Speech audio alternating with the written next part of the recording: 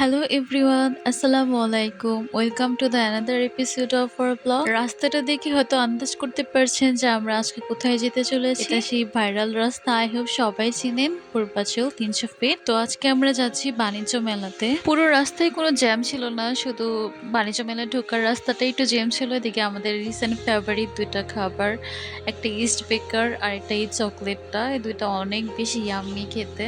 আধা ঘন্টার ভিতর আমরা আমাদের গন্তব্যস্থলে পৌঁছে যাই। প্রথমে চলে গিয়েছিলাম থালা বাসনের দোকানে, সেখানে গিয়ে অনেক নতুন নতুন কালেকশন দেখতে সেখান থেকে চলে গিয়েছি আইসক্রিম পার্লারে, আর আইসক্রিম পার্লার থেকে দুইটা আইসক্রিম কিনেছি স্যাভয়ের। দেখতেও আমের মতো, একদম খেতেও আমের মতো। আমার কাছে তো বেশ ভালোই লাগে। খেতে খেতে স্পাইস বোল গুলো দেখতেছিলাম, এগুলা দেখতে কাচের মতো হলো, এগুলো অ্যাকচুয়ালি প্লাস্টিকের। তারপর চলে গিয়েছে অর্নামেন্টসের দিকে, হাতে এক একটা ব্রেসলেট দিয়ে ট্রাই করে দেখছিলাম যে কেমন দেখা যায়। অন্য সব বারের তুলনায় এবারের প্রাইস রেঞ্জটা আমার কাছে একটু বেশি মনে হয়েছে, আর ইন্টারন্যাশনাল তেমন কিছুই চোখে পড়েনি। তারপর চলে গিয়েছি আচারের সেকশনে, অনেক ধরনের আচার ছিল, কিন্তু আমরা বড়ুইয়েরটা শুধুমাত্র ট্রাই করেছিলাম। বড়ুইয়ের আচার কে কে পছন্দ করেন কমেন্ট করে জানাবেন।